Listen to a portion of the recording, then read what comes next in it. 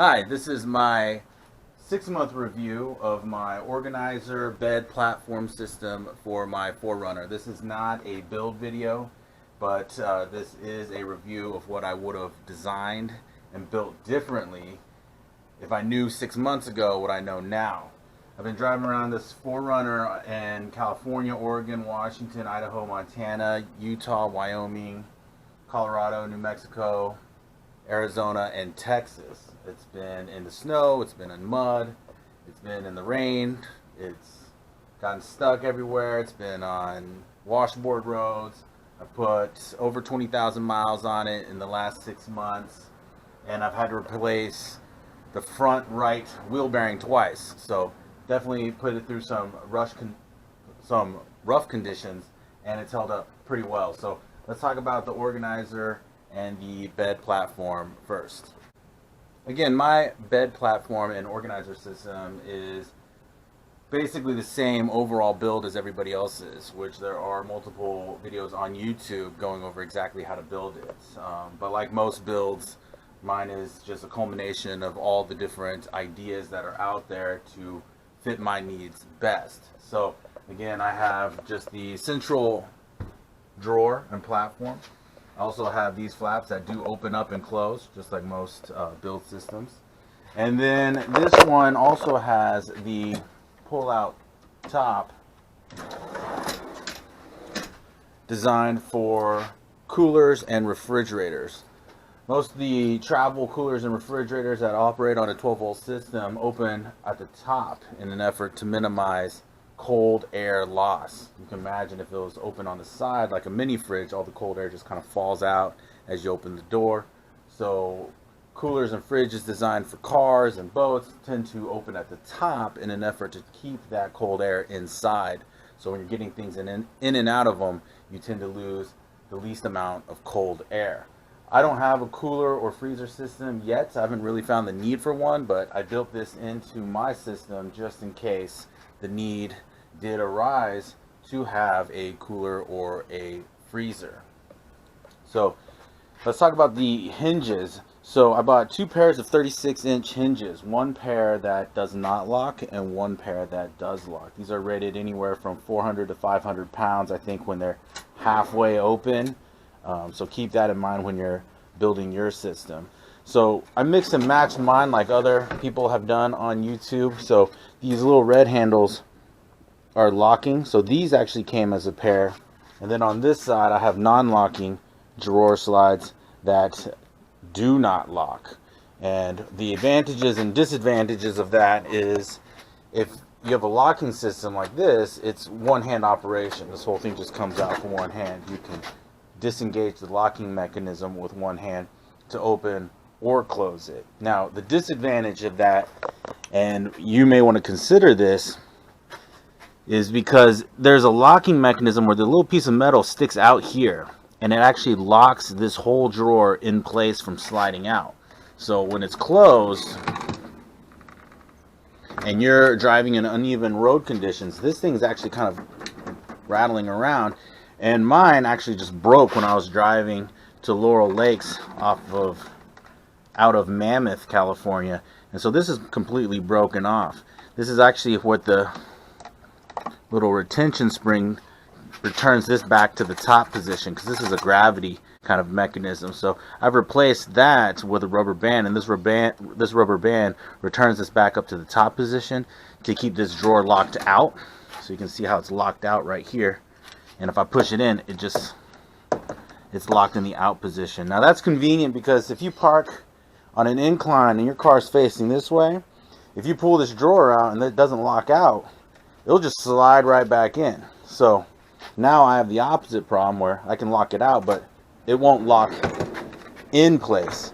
That's not so much of a problem for me because this system, when I added this table back here, it's flush with the tailgate, and you can see where the metal kind of rubs right against the trim because it's that close of a fit. So it doesn't slide out when I'm driving, but if I park like this and I open it, then this drawer will just slide on out because there's no locking mechanism to keep it locked closed. So to prevent that, if I know I'm parking in a weird uneven terrain, then usually I can take one of these ropes and kind of tuck it in here, and I'll keep it from sliding out. Or just be mindful that I need to park either backwards in that same spot so that the incline goes in and keeps the drawer system in place. So all this happened because the little, and I can show you here, the little lip right here, and you can see that that's what keeps it locked in place, and that little spring keeps this in the up position. But this little part broke off simply because this is a very heavy drawer, and because it's a heavy drawer, just from rattling around, it actually broke that piece off. And I've tried JB welding it back in place. It will not stay in place. So anyways, this is my drawer system. I have cut this into two pieces. The top here opens with these hidden hinges, and then this top portion actually opens up with a coffee table hinge, and so you can see that here.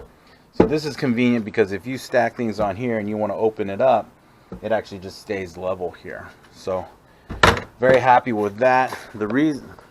One thing to remember when you're designing your system is initially I had this whole piece on one coffee table hinge and I didn't have this little flap here. The problem with that is, as I was opening this up, if this extended out, it would hit right here. So you can't have a full system here without hitting the frame if you're using these coffee top hinges. So just something to be mindful of. This little hinge is just a strap made out of paracord where I took the inner strands out and then put a fender washer and a screw through there. And that is a very convenient handle for a one-handed operation, opening and closing. Now, this was kind of an afterthought. I had actually built this whole drawer system and didn't have this table in the back, but what I realized is when I was cooking, this table was a little too high to eat from. And I do have another fold-out picnic table inside here that's made out of aluminum, but that was just too cumbersome to get in and out every single time because it's stored at the very bottom of this entire drawer. So I did have about 2 inches of room between the end of the platform system and the soft trim, so I used that space to make this little fold-out table. And so this fold-out table operates with 2 hinges here, and it opens up, and inside I have 2 of the stools from that same system that nest inside this table shell, and then this whole thing kind of comes down and it's supported just by these strings here. So these are bungee cords. They are dynamic, so it does have a little bit of play in it. It bounces around a little bit, but if I replace this with chains, then it wouldn't bounce around so much. But like I said, this is just for eating. I don't do any like heavy objects on here or cook on here. I do all my cooking up here, and then I eat down here, and this has no problem keeping the weight. And these little fold-out stools are the perfect height for eating at this otherwise low table. Now, if you look at this, this is just completely made from aluminum. This is 1-inch angle aluminum. Comes in, I think, 16 or 20 foot sections, but basically cut these and then bought 1 sheet of 2x3 foot sheet metal. This is the thin stuff, I think 16 or 20 gauge, but bought it out Home Depot, and just JB welded everything together. That wasn't strong enough to hold the table together. It kept popping open, and I had to put more JB weld in there. So ultimately I just put all 4 corners together with these little rivets, and it's been holding just fine since then. And it's attached to the drawer here with a piano hinge there. There's another piano hinge down in there, and those little soft furniture feet tabs basically serve as spacers to keep it from folding too far back. Now, with the hinge that closes everything, I initially had 2 of these soft rubber hinges just on, again, just pieces of paracord, but that was not strong enough to hold everything together. So that's why on one side I have this little magnet closure here, and then on this side I have just kind of on this side I just have one of those to close it and hold it in place securely. The other variation of this design I was thinking about using is they have leaflet hinges which fold flat straight down. They will anchor here, have another piece here, and when they open they actually have a locking mechanism. And then I was thinking of supporting the table from maybe 2 pieces of paracord from that open hinge, since it locks in place. But like I said, this has worked fine and is probably the cheapest option to support the table, and haven't had any problems with it, and it works fine. So I just left it as it is. But if I had to do it all over again, I'd probably build it a little bit more sturdy. One of the things that I found on trying to build this is welding aluminum is not easy or fun. I have a friend who welds, who I was going to ask to do some tack welds for me, but another suggestion was just go to any of these boat yards that repair aluminum hulled boats. They do the welding no problems. I found this one place that was doing welds for $1 per foot, but he wanted $20 minimum, and just for some tack welds I thought that was too much. And like I said, these little rivets have been doing just fine. Last couple of things to talk about on this table are, number one, the corners are extremely sharp, so I don't like that, but I also don't want to round them out because it just looks better with sharp, clean corners, even though those aren't the cleanest of corners. The second thing is, if this is out in the sun for a long time, it actually gets really, really hot, and so you have to be careful of that. I may end up spray painting some, polyurethane coating or some sort of truck bed liner so that it doesn't get so hot to the touch. But typically I don't leave the table out that long, but when I do notice it gets extremely hot sometimes just out in the sun. Then the last thing is this can also be highly reflective. Sometimes the glare off of this thing is very blinding and uncomfortable to look at, but those are just kind of nitpicky things. Like I said, this table is super handy, works great. It nests the stools inside for easy access. You're at a perfect height for eating from this table, and again, cooking from this table has been great. Oh yeah, one last function of this table, let me show you, that has been very handy, is I'll hold the table up like this, and I'll use this string here, and I loop around this screw that I put here when I'm cooking. And so when I bring that there and this side up like that, these work as windshields. You have the car blocking the wind from this side, I'm blocking the wind from behind me, this is blocking the wind in front of me, and this is blocking the wind to my right. So when I'm using my camper stove, it actually works out quite nicely to have this built-in wind block here and here. And these are just little double-sided tapes to hold these brackets in place to hold the stools when I'm closing everything together. So when I'm putting the stools back in place, basically these just fit perfectly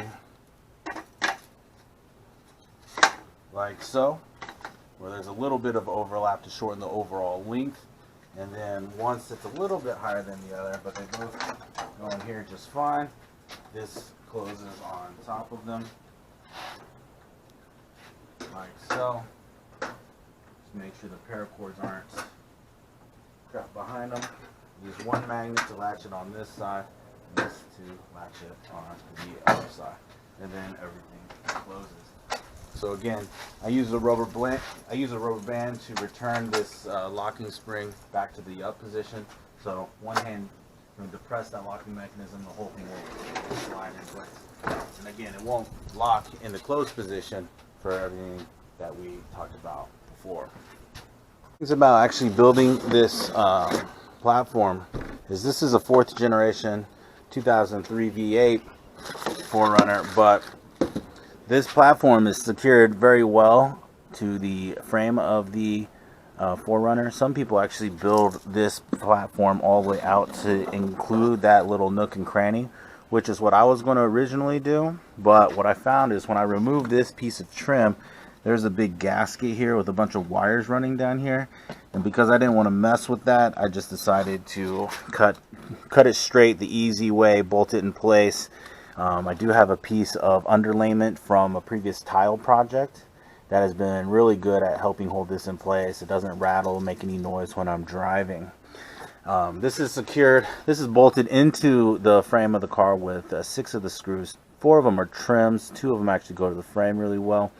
But I still included this buckle because you want to do everything you can to prevent this whole system from flying into the front of the car if you're ever in an accident. So I still kept these here as, you know, safety devices, but, you know, not quote-unquote necessary, more of a safety feature. So the way I have the drawer slides on the outside for the platform, I use this piece of support that's made for, I think, sliding a 2x4 in here. But anyways, it provides some relief around this hinge so that it functions no problems. And then you can use bolts and hinges here to put the platform here. But I don't have any door or closure here. I just use this space to store whatever. Like, here's my hand winch. I usually keep some drinking water in here. I also keep my sunscreen and bug spray and some basic medications down in there for easy access. And then on this side I have a little water sprayer to hose down, you know, sand and dirt, shower if need be, wash myself or the kids, just to keep things as clean as possible. But let's go on to how the platform portion of the bed deploys, because that is integrated in here. There's no need to store an additional platform in here for the bed or the mattress. So for my system, the bed platform is deployable and it's not permanent. And I have kids, so I had to maintain functional back seats. And so the way I did that was I integrated the plywood that creates the bed platform behind these seats. So these seats fold down just like normal. And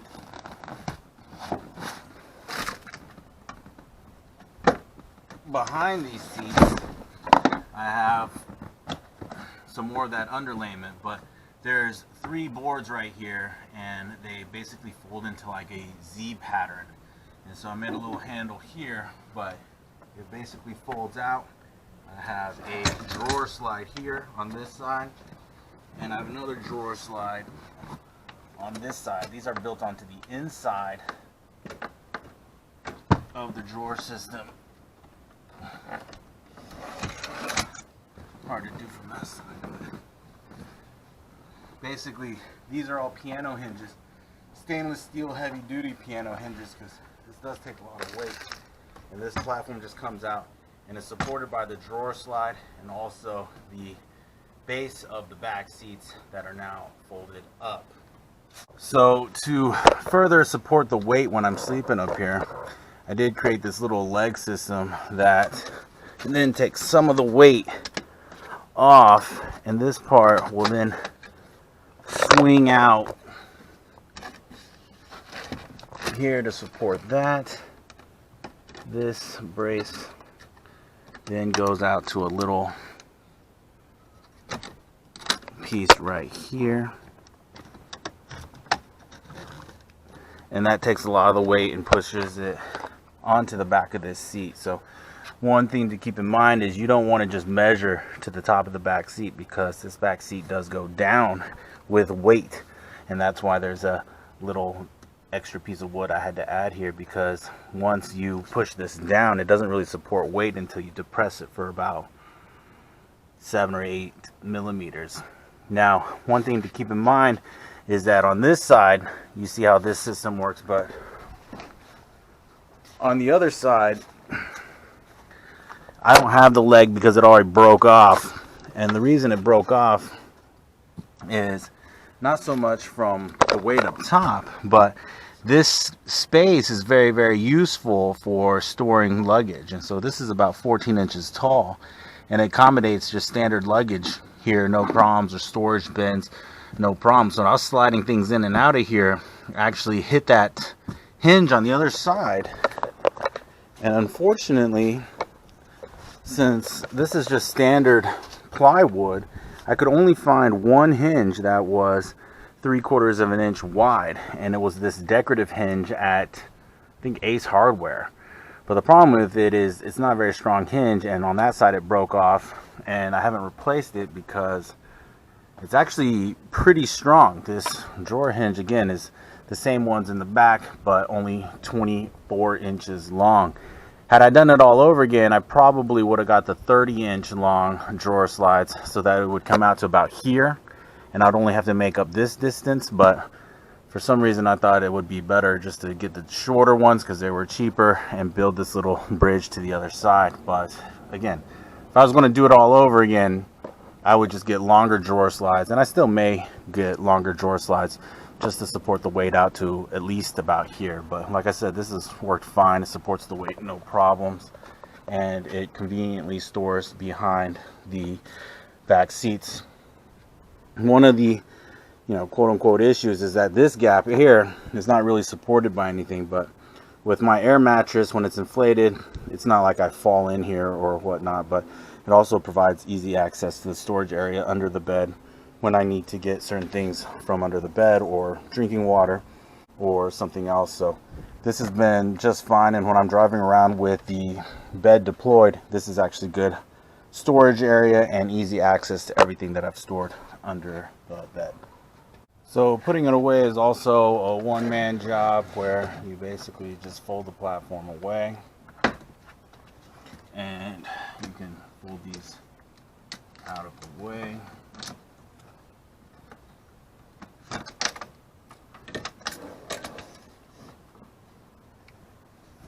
Then you go to the other side and do the same.